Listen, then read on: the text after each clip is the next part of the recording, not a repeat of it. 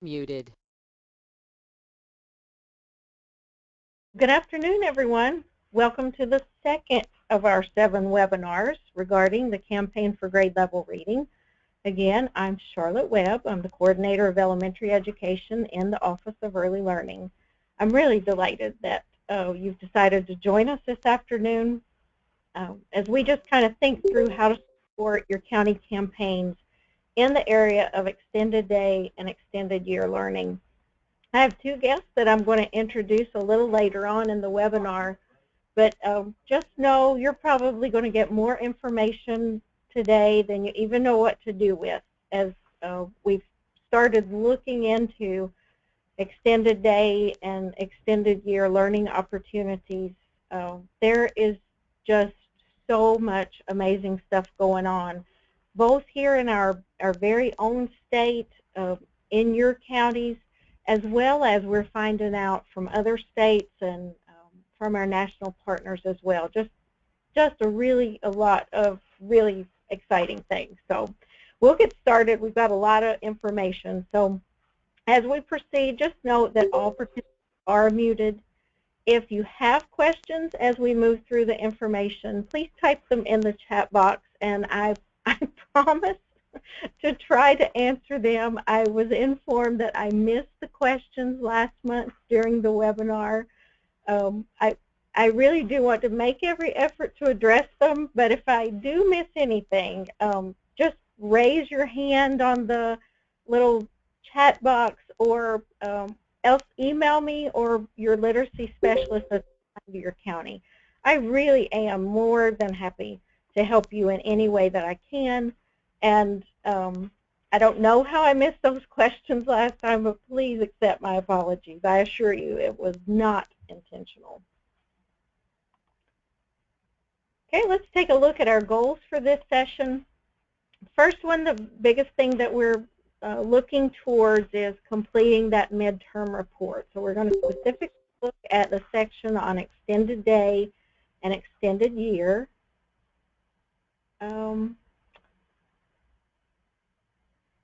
Okay, I have one person already who says they do not have audio. Is anyone else experiencing that trouble?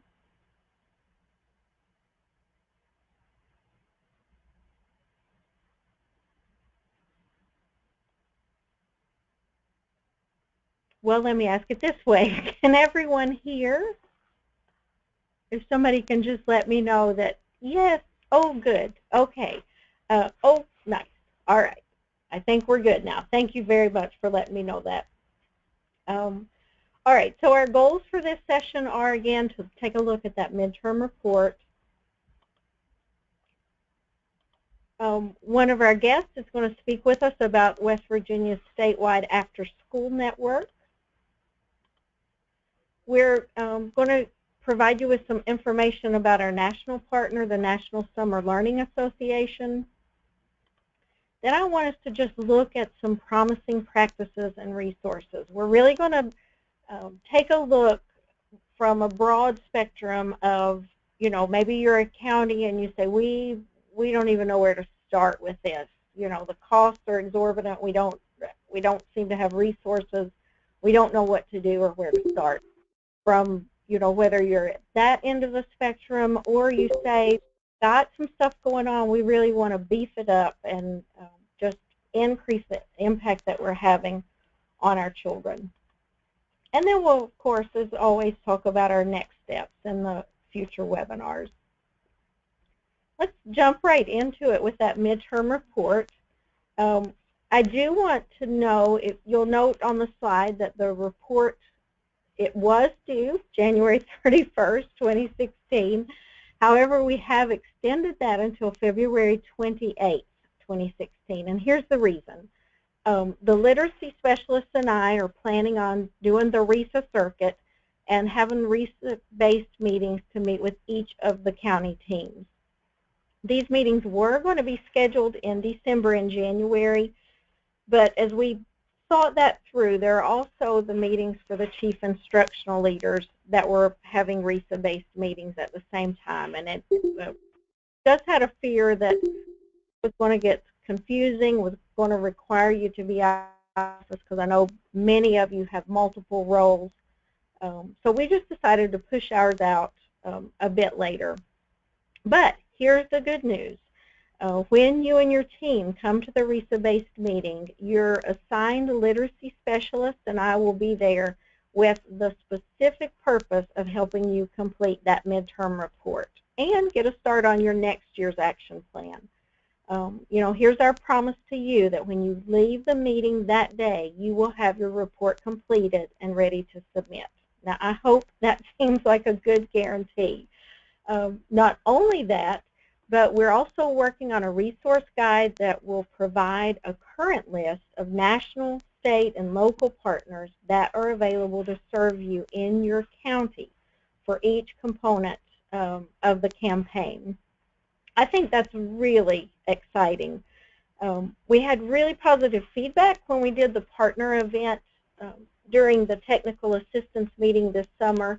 But the one negative comment that I heard over and over was that a county team would approach an organization or a partner that they had heard share, and they would get turned away because that organization didn't offer services in their county. So my hope is that this resource guide will alleviate that frustration for you. We'll make it very clear you can turn right to your county page and see everything that is offered to you in your area.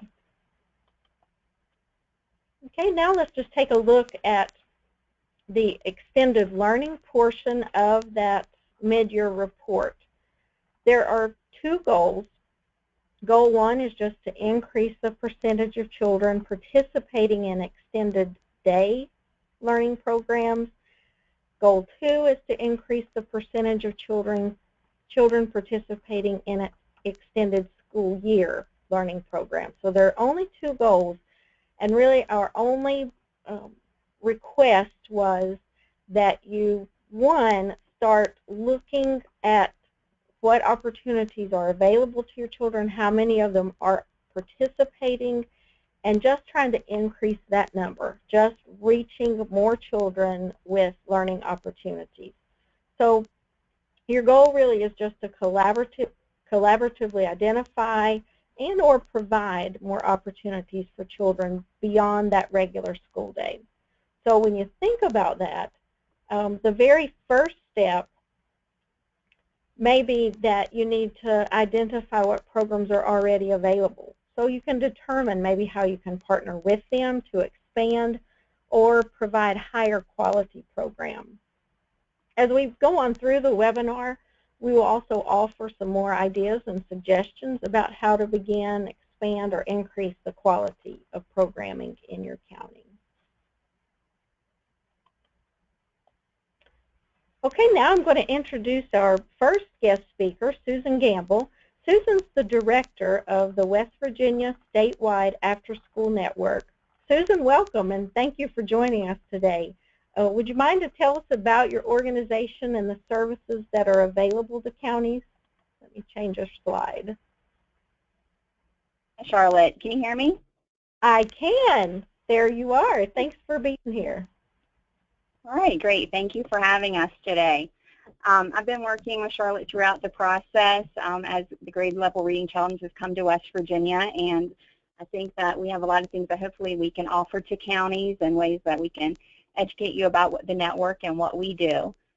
Whenever you hear the Statewide After School Network, a lot of people think, oh, they do after school programs, and that's actually not what we do at the network. We work more at the macro level. If you can go to the next slide, please, Charlotte. The West Virginia Statewide After School Network, there is a network for after school in each state across the country. Ours happens to be based out of the West Virginia University Extension Service. In some states, they might be in DHHR, Department of Education, or their own 5013C, that sort of thing. But here in West Virginia, we're based out of WVU. So the role of the network is to create and sustain a statewide partnership to raise awareness about out-of-school time, share criteria of effective programs and best practices among the public, and then, of course, to promote sustainability and expansion of after school. So we do a lot of partnership building, raising awareness, a lot of professional development for providers. So whenever we say that we support after-school programs, that's statewide, any after-school program, whether that be a daycare that has an after-school program, 21st CCLC program, Boys and Girls Club, anything. Our role is to get more after-school and summer learning occurring across the statewide. We do a lot of things in terms of advocacy with policymakers and raising awareness around the importance and trying to get an interest and more funding headed towards after school and out of school time. Also, we do mapping. We started a new mapping process in the spring where we're trying to gather where programs are at across the state as well as what they are doing so that we can share that with providers and educators. Also events like Lights On After School. We just had National Lights On After School Day on October 22nd. We had over 100 sites across the state of West Virginia participate in that event to raise awareness around Lights On After School. If you want to go to the next slide, please, Charlotte. Okay, so what this shows us is that we know that research says that children in grades 1 to 12 are in their formal learning environments 20% of the day, but 80% of the day they are not. And so, or not of the day, excuse me, but in their life. So you can kind of see that continuum and how that works across the board as we age. We know that children learn in 3 spaces. Of course, that first space is at home. The second space where that formal education takes place is in the school environment. And then we have what we call the third space, which is the informal learning environment space, which is where the after-school network focuses our time, which is before school, after school, and then summer months. Next slide, please. Okay, so what does a high-quality third space look like? We know that some examples of the components of those programs is, most importantly, they connect with school learning. That's definitely one of the most critical pieces. Promotes a high level of student engagement and skill building. These programs are a place where children can take that learning that they are excited about and interested in during the school day and then build those into after school and out of school times to broaden those efforts to give them more autonomy and choice, and then also to help with things like workforce development skills, career readiness, college readiness, that sort of thing. And then, of course, these third spaces build a sense of community by fostering relationships between educators, parents, and the community. Next slide, please. Okay, so what do we know there about after school and out of school time research? There is a ton of research out there, and if you go on our website, you can find a lot more of that as well. There is actually a compendium that we have on our website. It's called Expanding Minds and Opportunities that has all kinds of great research. It's one of the best places to look. And I was just reading in there this morning about some things related to out of school time and connecting to early literacy skill development. But we know that research shows that high quality out of school time learning improves academic success. Of course, here I have, for example, reinforcing early literacy skill development, getting kids excited about STEM, you know, whatever that academic component might be that they can really connect and be successful with. Also, it reduces engagement in risky behaviors. We know that a lot of youth are unsupervised between the hours of 3 to 6 p.m. when parents are working, and it gives them a safe place to be while they are engaging in these opportunities. There's a lot of new research out now about the social and emotional development and the support that after school provides to that. Increases school attendance. I'm actually at the Raleigh County Board of Education office today and just had I was in a meeting with the attendance person for the county. They're talking about attendance, and extended learning can absolutely play a vital role with that, because if they're not in school, then they can't go to their after school program. So that's one of the ways that is really important, is that it can promote attendance. And then, of course, builds workforce development skills and supports working families. Next slide, please. Okay, so every 5 years, the After School Alliance puts out a new After 3 p.m. report that shares what's happening across America related to after school, and we were excited that we could say that West Virginia was what they called a making gains state. The research showed that 19% of kids in West Virginia participate in after-school programs. However, although that has increased in the last 5 years from 13 to 19%, that demand for after school has also jumped up to 48%. We know that 20% of West Virginia children are alone and unsupervised between the hours of 3 to 6 p.m., and that 71% of parents agree that after-school programs help parents keep their jobs. I know I'm a working mom with 3 young kids in elementary school, and after school is really critical in our household. So that is important in terms of helping parents not have to, know that their kids are in a safe place and having a positive experience in after school. Next slide, please. So 3 of the major initiatives that we have going on at the After School Network are quality, and we're going to talk a little bit about that more in a minute. But we do a lot at the network around supporting statewide systems for after school and expanded learning programs to ensure that those programs are of high quality and to help programs reach that high quality level. Also, healthy lifestyles. Of course, we know that we have a large health epidemic problem with many different things here in West Virginia, and our network has been successful in getting a lot of healthy lifestyle grants. And as a matter of fact, I was just talking to a member of the After School Alliance yesterday, and they've already targeted West Virginia for a new large grant that's coming down in regards to healthy lifestyles from the Robert Wood Johnson Foundation. But we particularly have one of our most successful programs is a Teen Health Ambassador program, where we train teens from across the state that are in 8th through 12th grade to do healthy lifestyle programming that they can then go back and teach that to kids that are in 3rd through 12th grade. That's just an example of one thing that we do. But we also do a lot around the importance of after-school snacks or meals, summer meals, and nutrition education as well. STEM education is also a big effort that we are getting ready to take on. We were just notified yesterday, actually, that we received a STEM planning grant from the Noyce Foundation, where we're going to be doing a lot more work around systems building, of mapping of what's occurring around the state in STEM. We work closely with the governor's office, with the governor's STEM initiative, and I've met with, Charlotte hooked me up already with the new STEM director at the Department of Education.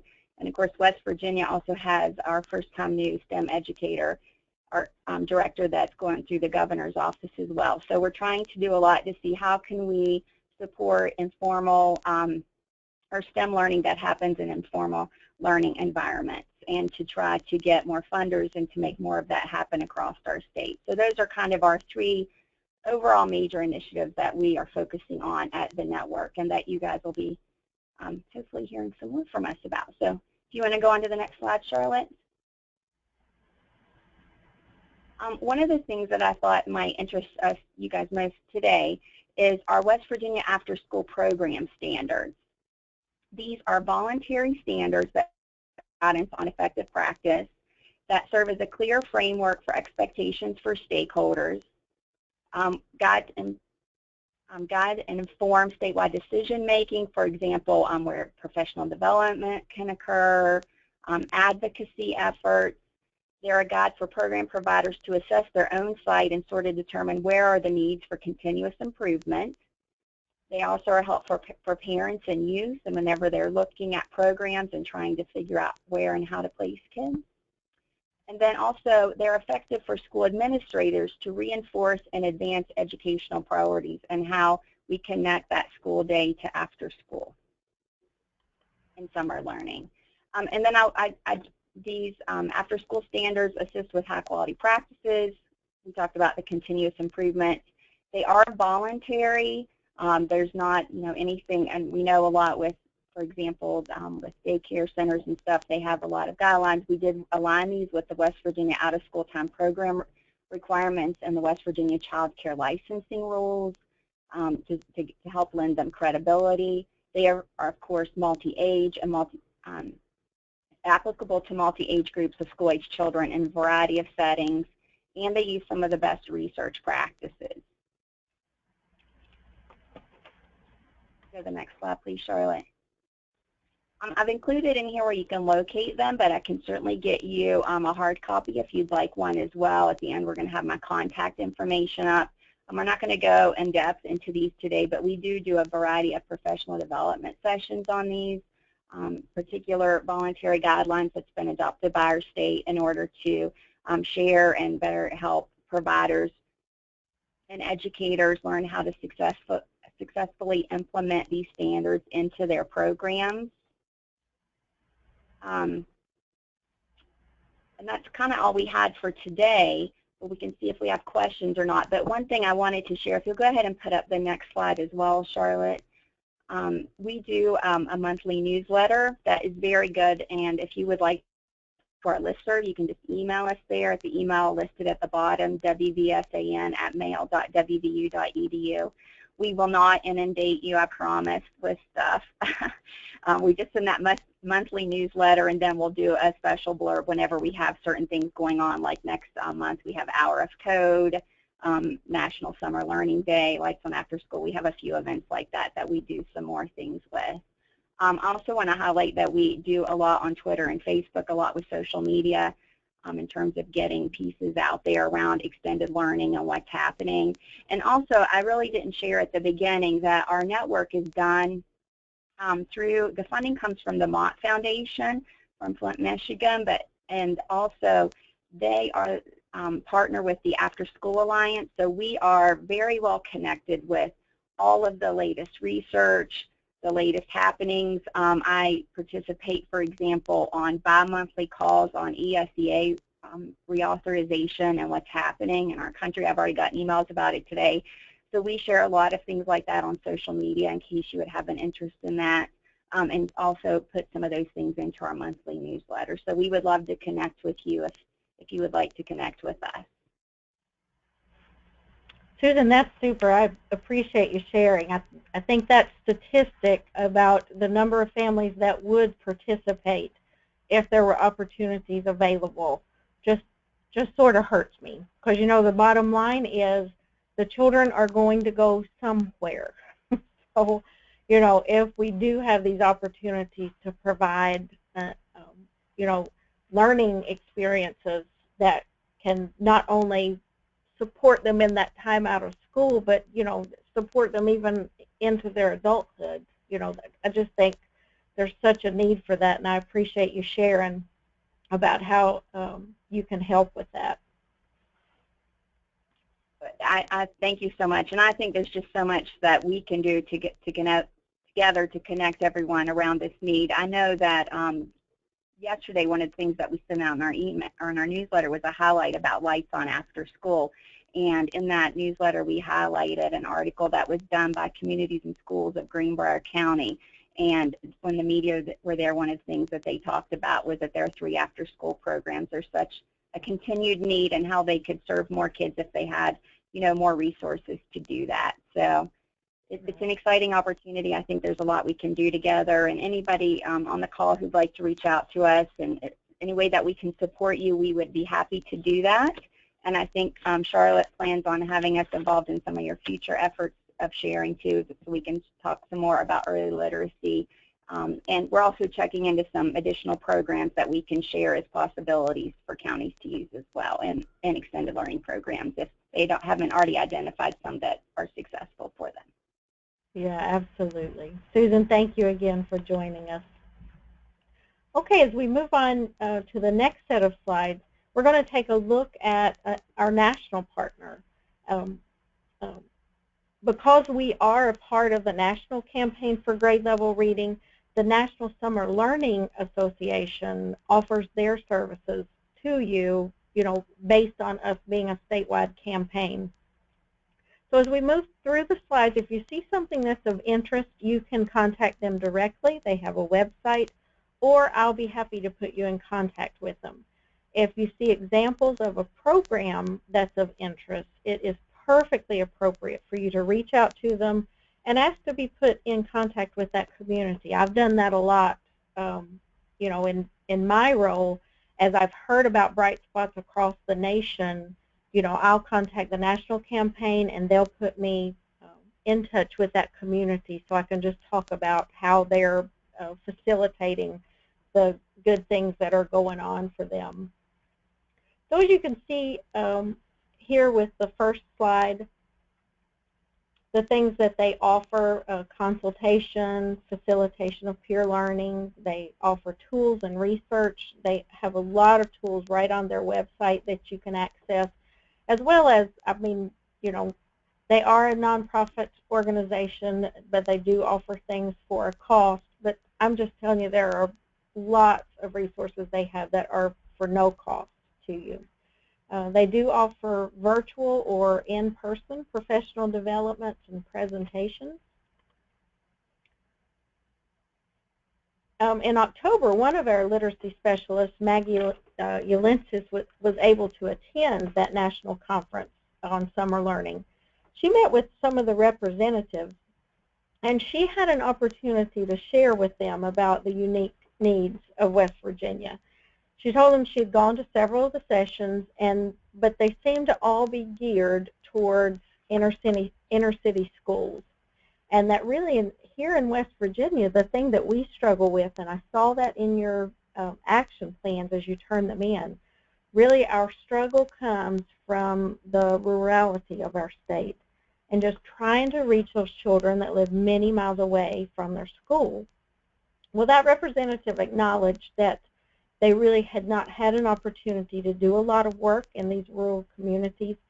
So they've offered to actually come here in December, and they're going to meet with us about how they can support us in our extended day or extended year learning. This is another really good reason to share those bright spots about the work that you're doing, because as we meet with these national leaders, the work that you have in place, it's very reciprocal. So I'm able to share the things that you've already put in place to address the obstacles that you have. So you're not only helping just your West Virginia colleagues, you're really an asset and a resource for other communities and states across this nation that are doing the very same work.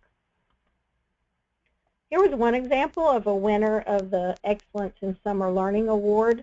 In Pittsburgh, they offered a summer camp where they did provide those lessons with reading and math, but they also included enrichment programming, which ranged from fencing and judo to creative and performing arts, technology development, and community service. Now, one of the things as you think through your programming, I really can't stress enough the importance of looking beyond what we traditionally think of as the academics, the seat work, or just offering summer school. So it's just another school day longer or another school day in the summer. But start thinking in terms of a summer camp or summer exploration opportunities that provide those experiences that are missing from those children and families from poverty. You may not have a fencing expert in your community, but do you have an artist? Do you have a dance instructor? Maybe there's a coach that would be willing to run a summer sports camp. What about a yoga or a Zumba instructor? Maybe you can contact Heritage Farms Museum or the Culture Center and have them come to your site to do a presentation. And don't forget, just like Susan mentioned about the extension agents. A lot of times, I know in my work throughout the years, I really did not have any idea what the extension agents did. All I knew about them was going to the county fair and judging those pigs and sheep and cows. But let me tell you, they are a wealth of knowledge and resources to support your extended learning opportunities. So I would reach out. Every county has one. Reach out to your extension agent and just ask, how can you help? What do you have to offer that we might be able to use as part of our extended learning? With this next one, as you read over the information on the slide, this is an idea that I'm just hearing more and more about and it's engaging with the churches in your community. There are counties that are using churches as the sites for their programs. Some counties are partnering with churches to provide transportation for the summer program. So churches are using their church bus or van to provide that transportation. Some counties are asking their churches to add a literacy component to their vacation Bible schools. Counties have asked churches to collect books. I know right now at my church, we're doing a book drive, and all of those books are going to be sent to the food pantry.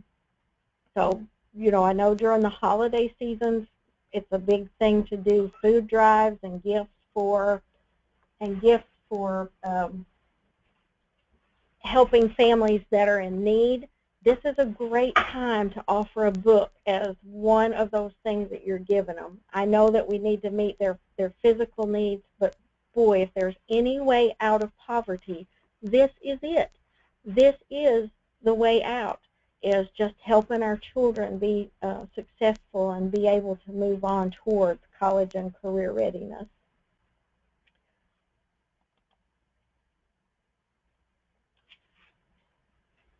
Here's another example of the local libraries supporting literacy. I've mentioned this example before, but I think it bears repeating. In Lewis County, they've partnered with their local library to take that learning out into their communities. The school has enlisted the help of community volunteers that travel with the library's bookmobile, and they're going into those communities in their county that it would be difficult to transport those children to a school site. At each stop, they're providing a read aloud as well as parent resources and an opportunity for adults and children to check out books. That is just really brilliant thinking. And then this last slide, again, just gives you some additional resources from the National Summer Learning Association. Now, next on our agenda, it's my pleasure to introduce you to our next guest, Carol Malcolm Parsons. Let me find her on here, and I'm going to unmute her and have her share with you. I do want to tell you, though, that I met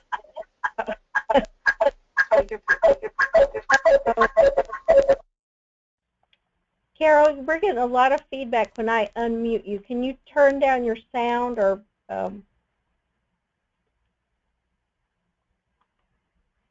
oh, that's great. That's perfect. I do want to tell you, though, that I've met Carol at the 21st Century Learning Communities Conference a few months ago, and I walked into her session as she and her colleague introduced what they were going to be sharing. She stated that this session was about high school math. Well, nothing could have been further from my area of interest, and I was sitting there thinking, I know it would be probably rude of me to get up and leave, so I stayed, and oh my gosh, am I glad I did. This session, out of all the others that I attended, was filled with really practical recommendations on programming. It was obvious to me as they shared, you know, even though it was their content was different, it was just so obvious to me that all of their ideas could be easily replicated. So I've asked for her to share with you today. Carol, welcome. Thank you for being here. Thank you. Thanks for asking us to participate today. We're still getting a lot of feedback. Yeah, I'm on the phone instead of using the computer. Okay. Go ahead. We'll try it. Maybe it'll... Let me try.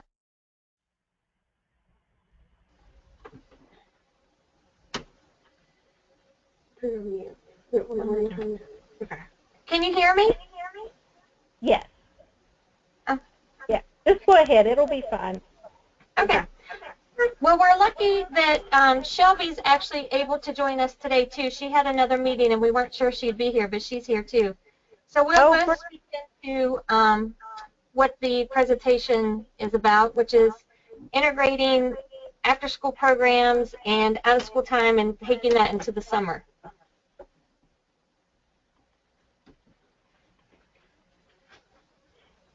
Turn your computer speakers down.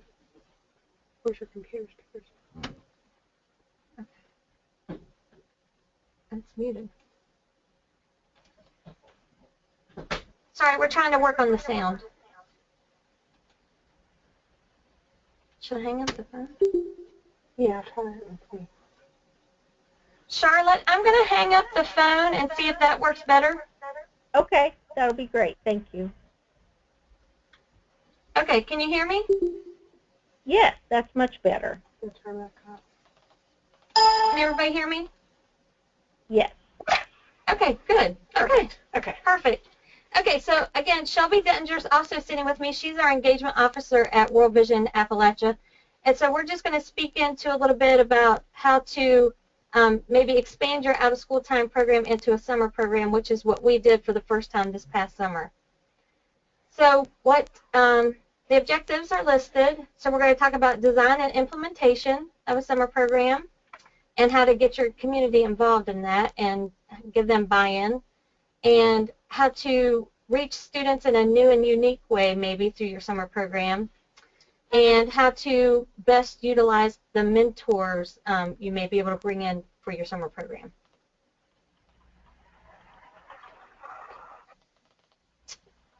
Okay. Okay, I think we can go on.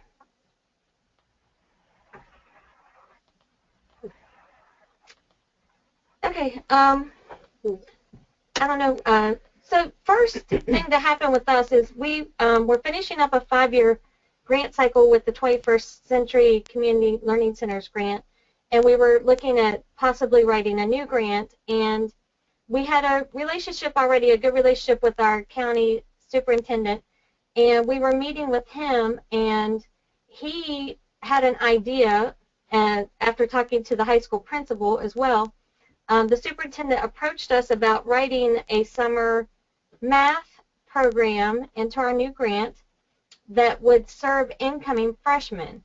In Barber County, which is where we are, a very rural, isolated community, Math 1, which is the typically freshman math, is one of the most failed courses at the high school.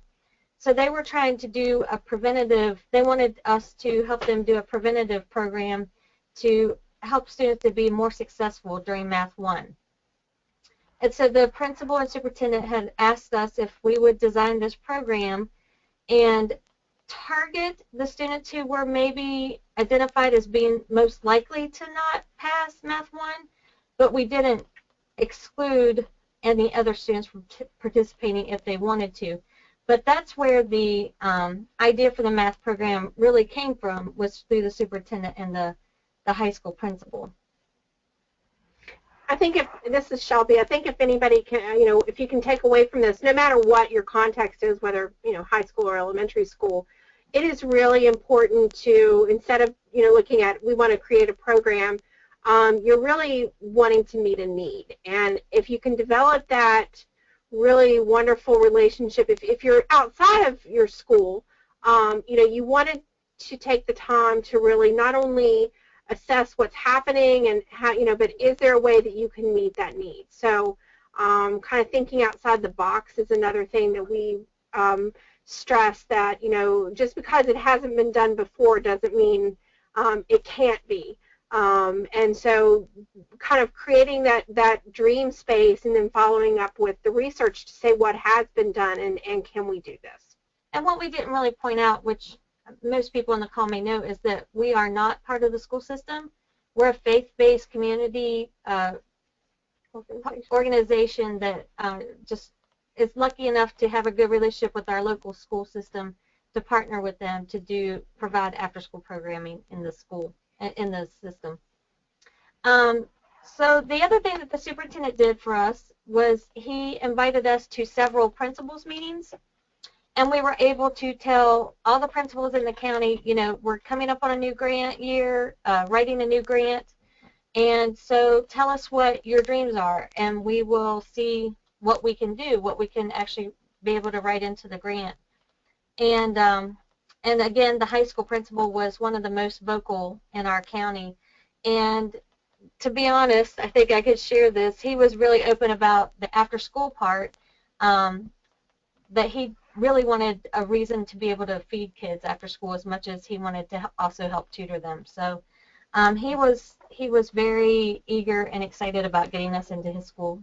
So we wrote the grant differently than what we thought we were going to. We ended up in 2 elementary schools and the high school, and from that we wrote the high school in as the summer program. Do you want to talk about research?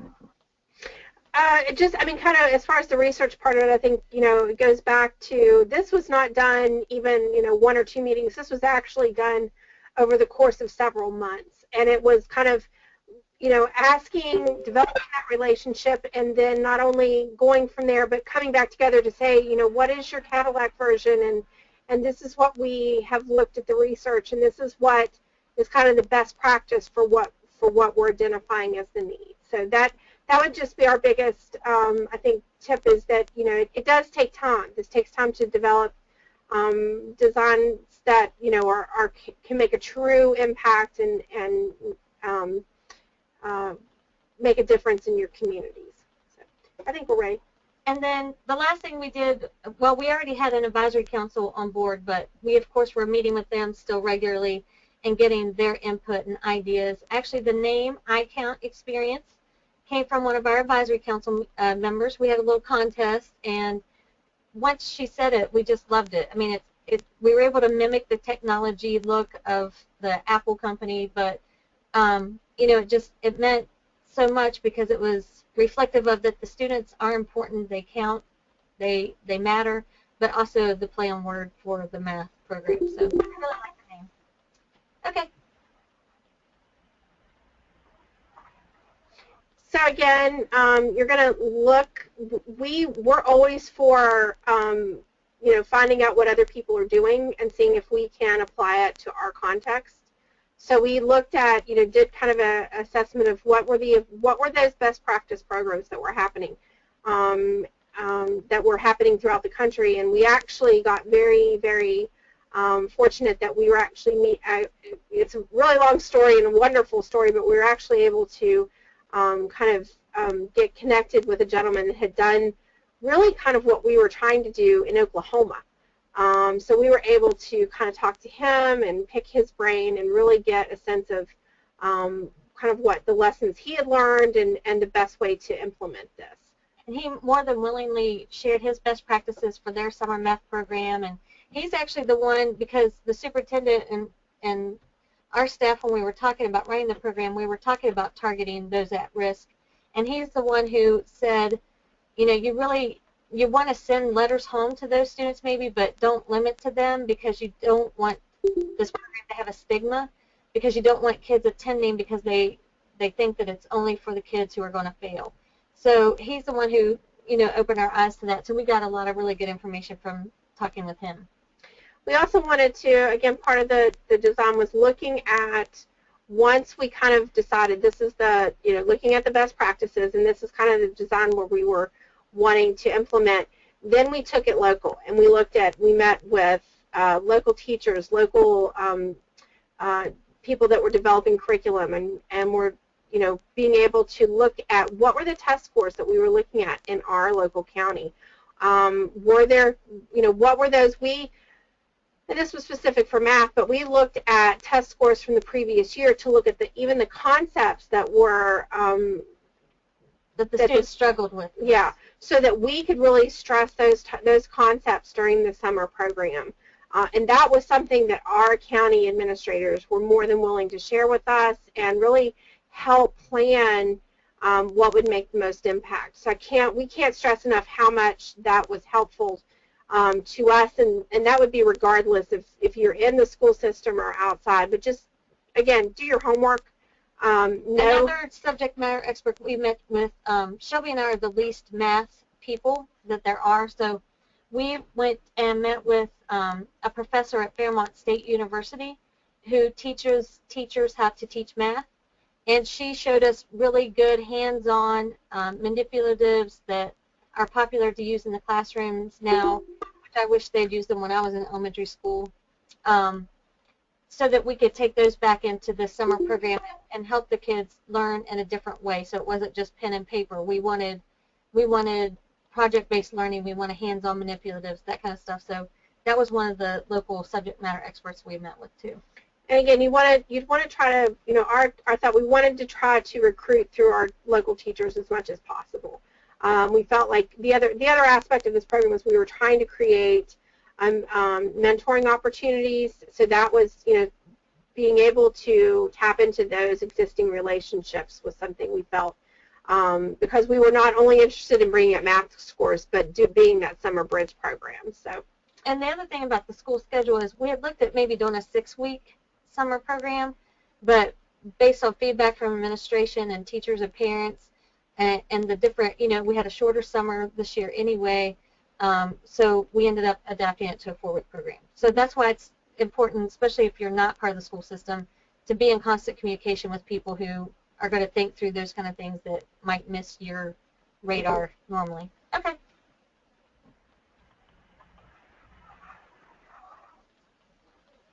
So this is where we really, we had to get really crafty with, we had so much money, and as people know in West Virginia, transportation is a huge issue. So when we were looking at our design phase, we knew we had to reach out to our community partners. There was no way we were going to be able to do this without that. So on the screen, you can just see these were 3 of our partners that we reached out to really look at ways that we could enhance the program. We were able to provide transportation every day for those students that needed it, and we actually used our local transportation company here in their transit. And I think pretty much every community, or most communities in West Virginia have this type of public transit. It was very, very affordable for us. It was what? $4 a day, $2 each way. Per person. For those students that needed it. Our program ran from 8 o'clock in the morning till 12:30, and so for not every student needed transportation, but if they did, it was an obstacle that they were able to meet that need. So I would highly recommend. We know school buses are very expensive, and are probably cost prohibitive for a lot of places. So it's just it's a thought. Reach out and talk to your local transportation companies, your community-based transportation companies. Our experience has been they are more than willing to try to figure out a way to help, and it looks good for them too. Right. Ours anyway is grant-based also, so they need numbers and to show partnership, and we had already decided when we were writing the grant that we were going to cap the summer math program at 30 students. So we knew it wouldn't be cost prohibitive to try to do anything like on the large scale of a school bus. So, and we, being a rural, isolated community, we have one high school for the whole county. So we're trying to serve kids on a really, like broad, 30 miles. Yeah. Yeah. The other thing we've got about 3 minutes left. Oh, okay. We'll hurry. So that just, you can look at all the different ways that, Youth Health Service was a local mental health agency that had ongoing programming. We were able to partner with them to offer students that they were seeing an opportunity to actually continue that program throughout the summer because we had the space. So the other thing, too, is use your summer feeding program. It's there. It was such a great way to feed our students in the morning and before they went home at the end of the day. And it gave a new space for that summer. They hadn't been at the high school before, so anybody who came off the street even under the age of 18 could have been fed for free without question. Yeah. Go ahead, and we're ready. So you can just see that's just our snapshot of our program. Again, we started at 8:30. We really did try to include activities, I'll say this real quickly, that were not just around the academic part. We tried to really stress the mentoring part and the relational aspects of the program. We wanted these kids to feel really empowered when they started in high school, but to help that, to kind of see teachers and the mentors kind of in a different light. And we did do physical activity in that 9 to 12 spot because we know that the brain needs activity to stay fresh. So that was 20-minute increments of math instruction and physical activity. Go ahead. Okay. And the last part of our program, which was, it was very targeted. I mean, we did it very intentional, but it became one of the biggest benefits of our program, and we didn't really expect that part. We made provisions to hire 4 high school students, incoming seniors, to be our mentors. And we, had guidance counselors identify students that are high achieving leaders, but good personalities that would be, friendly to the students. And so we've hired these 4 students that you see on the screen, and they just were above and beyond what we ever expected. We wanted them to be there to build a little bit of a relationship, so that the incoming freshmen, when they started the first day of school, they'd see some friendly faces. But these students just, like I said, they took it and ran with it. They came up with ideas. They had the students doing scavenger hunts around the school.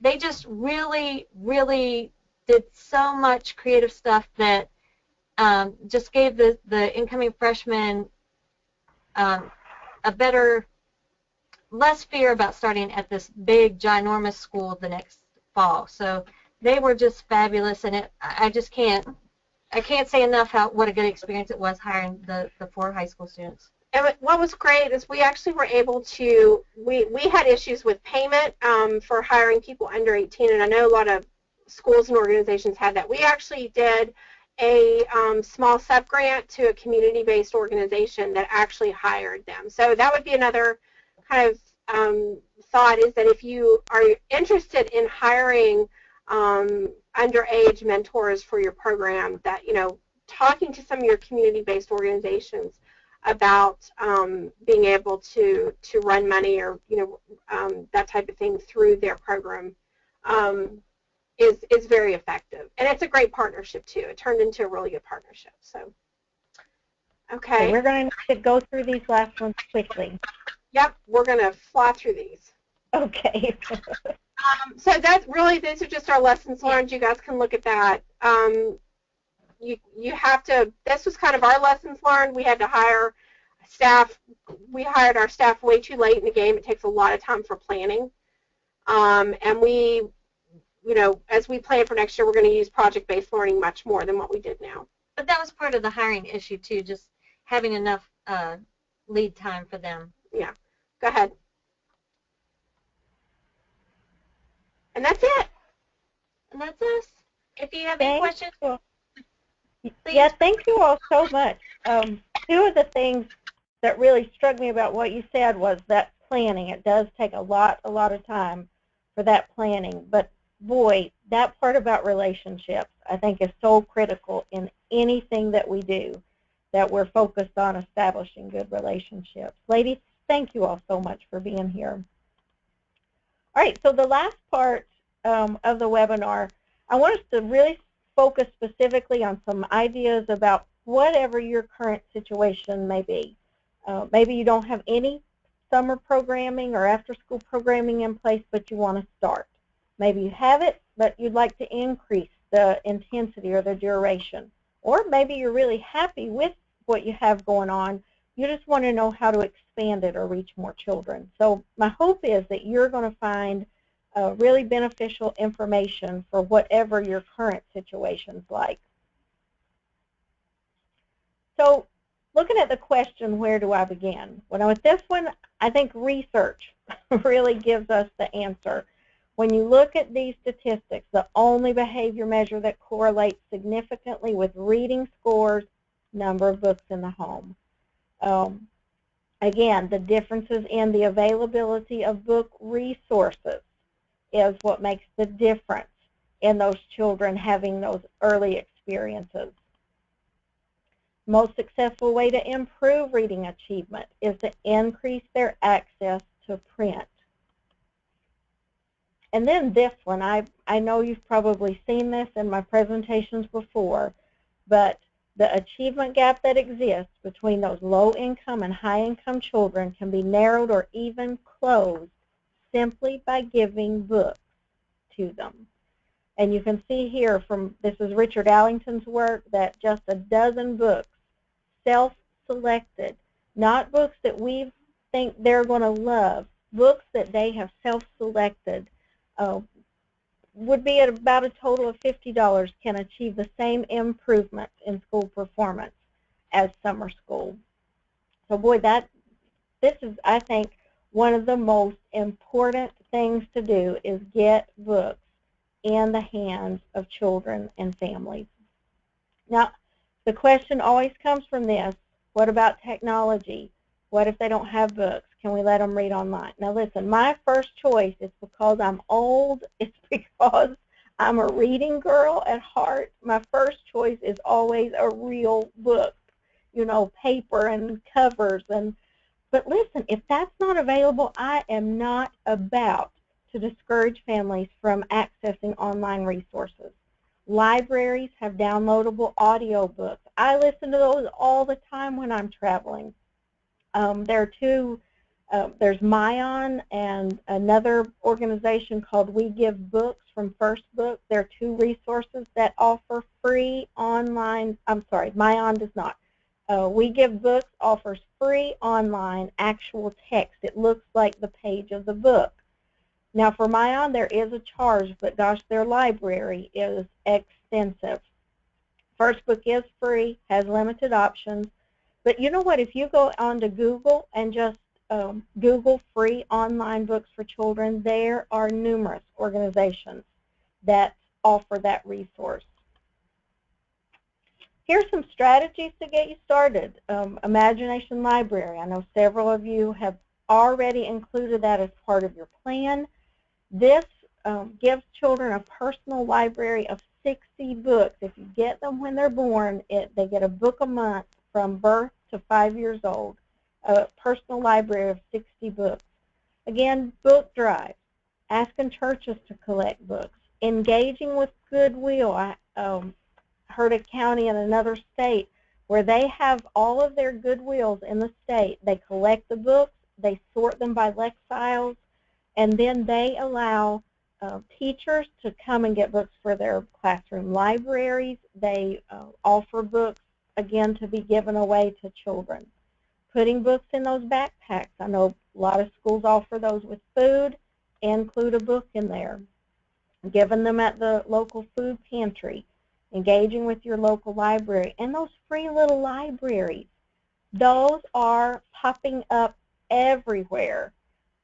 One county I know has their technical school build them, and then they have a group of retired teachers that oversee them. That's a huge win for everybody.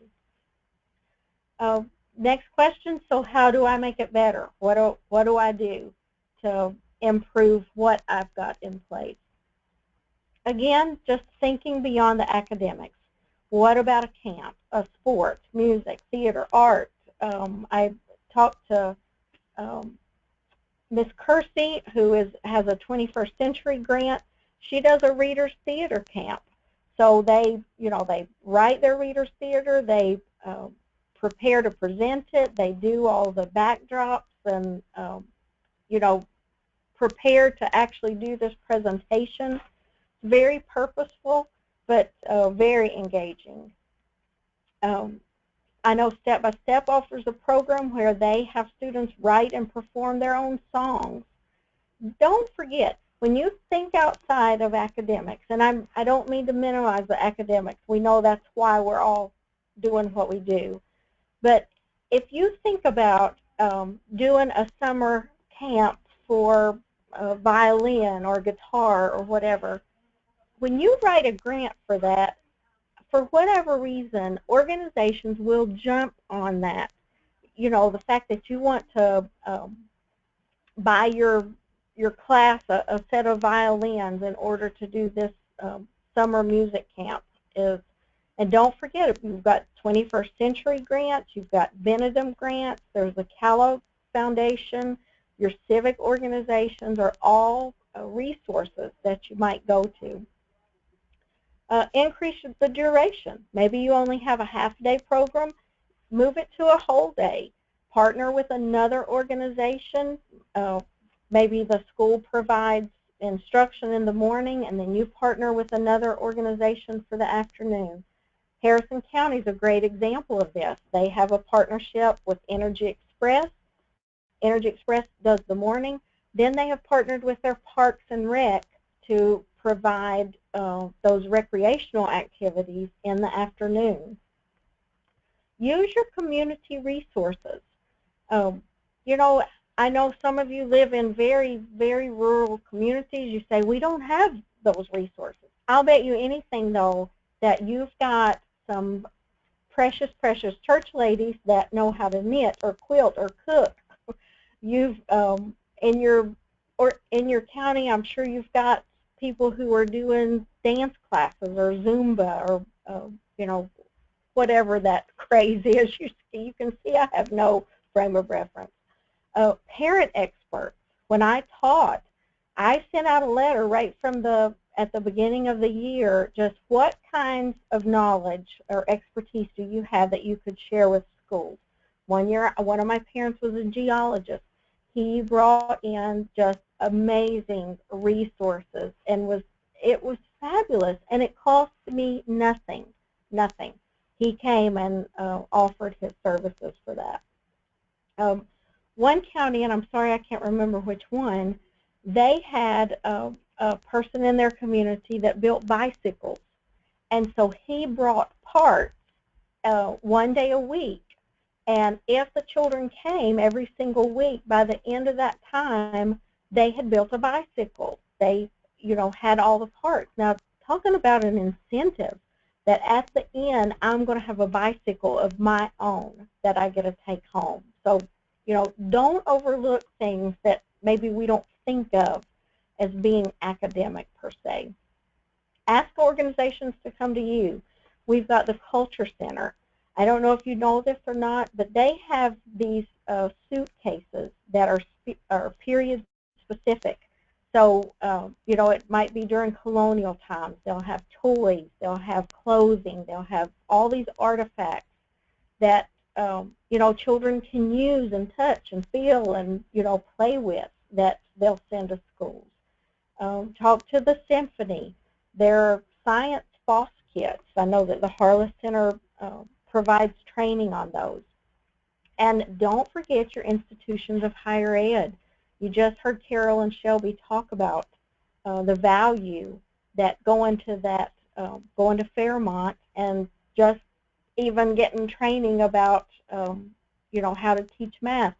Think about bringing them to train your teachers or your mentors or people who are helping with your program. One more thing, engaging the community in learning. Just heard about this one. Brooke County is doing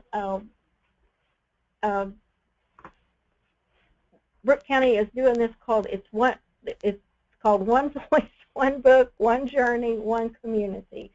And this is the coolest thing. They have everyone in their community reading this book at the same time. Now, they have a lot of resources that they've put out and a lot of activities that they have planned.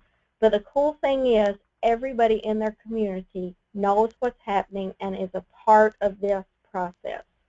How exciting is that going to be for those children to know no matter what business I go in, everybody's reading the same book and we can talk about it and engage in this conversation.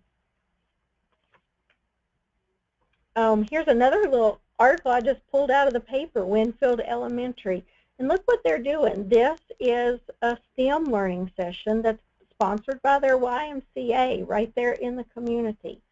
And you can tell when we think about STEM, sometimes we think about, oh my gosh, that's building robots and that's going to be a big cost. That's marshmallows and spaghetti noodles. So there are a lot of things available, you know, that you may not have thought of. One of the summer programs I always offered was called Junk Box Wars, where it really was just junk. They would have a project that they had to do, and they had to use the stuff in their box to complete that project. And going back to our institutions of higher learning, you've got Marshall University, the June Harless Center, which we're partnered with our literacy specialists that offer a lot of opportunities for programming. One of the things that they have is the Marshall University creates Satellite. This is a partnership with Carnegie Mellon, and offers labs that are specifically for our area to access technologies and ideas. Look at some of the things they do. The arts and bots, the robotics, which can be pre-K through 8, children's innovation, which is a circuitry activity that they do. Lots of really cool things that if you just contact the institution, they can help you with that. Another thing they provide training for is flip the classroom. I know many counties have one-to-one devices, and this is a great opportunity. Rather than taking that class time to have a teacher lecture or explain, those can be done outside of class through a recorded webinar or just like we're doing. And then when the class comes back together, they can really engage in those hands-on activities. These are some options they have for professional development and outreach. And then these are some summer camps that they offer. And they're not the only ones. You may not be anywhere close to Marshall University, but our state is covered by institutions of higher ed that I know would be willing to help you. And then how do I expand? This one may take some changes in thinking. It might be moving outside your comfort zone a little. But when you think about expanding, it might mean that you are sharing your resources with other organizations that are already providing services. So maybe you're asking them to help you with transportation, or maybe you're sharing your personnel or your supplies with them. Maybe you're asking your teachers to go to the YMCA and train those caregivers there in literacy strategies so they can start to add that into their programming. So there are a lot of ways that you can expand what you're doing. So what are the obstacles? Well, I know that if I asked you all to respond in unison, you would all say the exact same word, transportation. So how do we overcome that? You heard Carol and Shelby share some of that. Again, partnerships with churches, using other organizations as physical agents. I know that I know in one county, and again, I can't remember which county, I'm sorry, but they hired Step by Step as the physical agent. So Step by Step was the one that hired the drivers to provide that transportation. Using trainees, they're in Jackson County. They implemented a process where those bus drivers that are training to be, on a regular route, they have to put in so many hours volunteer before they can be hired. And so they used them in the summer. They had them doing their training during the summer, which was free. So it didn't cost anything for the drivers. It was only for the buses and gas. Paying parents to bring the children, or take the opportunity to the children. We think about having to bus everybody to us, but what if, rather than busing all those children to us, we hire a couple of teachers to go to each of those communities where we know there's a large group of children, and they provide services there at their recreational center in a housing development. Again, like the bookmobile. Another opportunity that I just heard about was with wireless access. We know that a lot of our communities don't necessarily have wireless access, but I heard this lady share at the Education Alliance event in Kentucky. They have wireless Wi-Fi on all their buses. I know Kanawha is just starting this, but boy, if this gets into play, this could be huge for us, because what they do in Kentucky is they'll take one of their buses up into one of the hollers where there is no wireless connectivity. They'll park the bus there so all the families can use that wireless connection. That is genius. I can't even get over how cool that is that they're providing that. Oh, one of the other things I wanted to talk about, strategies in partnering with churches. You know, at Christmas they always have the angel tree where you pick a child, you know, this child's this old, this is what they need. Boy, at Christmas we get hit hard with this. In the summer we don't. We don't have a lot of people asking for donations or, you know, asking us to provide support. What if you're doing an angel tree in the summer, asking churches to have individuals adopt a child to provide for their transportation, you know, to get them to summer programming or after-school programming. One last thing that we're going to do is I just want to help you make the connection between the purpose of the community schools and the campaign and how really closely aligned they are. You can see that both of them have that partnership between schools and communities, focus on academics, health, and services, leading to improved student success, stronger families. So this is something that there is policy to support. It's not a mandated policy, but by there being a policy in place, you have a lot of support and resources. And I'll just show you. Let me just move on to this. I'll show you the resources. If you go to the department's website and just search for community schools in the search bar, it will take you right there.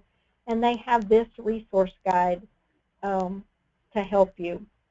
One of the ways that you can think about possibly using your funding, if you're interested in going this route and becoming a part of a community school or becoming a community school, is that you could use your funding to hire a community school coordinator that can help you with making those connections and bringing in those partnerships. Okay, I'm out of breath and we're over time. I'm going to take just a minute here just to give you an opportunity to ask any questions, and I am watching it with my eagle eyes looking for questions. But anything that we've addressed today during the webinar, as I'm watching, also we have our next steps. I think it's pretty clear, you heard repeatedly, you've really got to start planning now. It does take a lot of time, a lot of effort, a lot of thinking and planning in order to get high quality programming in place. Reviewing your midterm report template, just thinking through what's required and what kinds of things do you already have in place as a county. And again, giving us feedback about the template. Utilize your network of support. You have the literacy specialists that are assigned to you, and that's what they're there for, to help you create partnerships, you know, help you seek out what resources are available to you. And then finally, send in us your bright spots. This again is an area where your specialist can help. If you let them know when you're planning an activity, they can help you promote it by contacting media, coming to take pictures, providing a write-up. We want to celebrate your work, and the bright spots also help other counties find solutions to similar problems.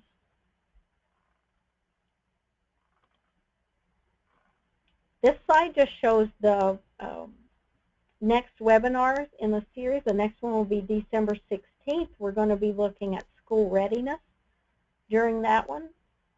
I will send out the link in your listserv that comes to the county points of contact. And then finally, and someone checked me to make sure, but I did not see any questions. I don't think I've missed them this time. But finally, if you need any help at all, please know I'm here to help. Again, that's my office number, that's my cell number. I am not the least bit offended, you know, if you call me on my cell and just say, hey, I need help, and I am more than happy to help you in any way that I can. Well, that concludes our webinar. I want to thank you. I recognize I have gone over my allotted time, and my apologies. I value your time, and I want you to know how much it means to me that you shared it with me today. I hope you enjoy the rest of your day. I hope you found a lot of good information today from the webinar. Thanks so much.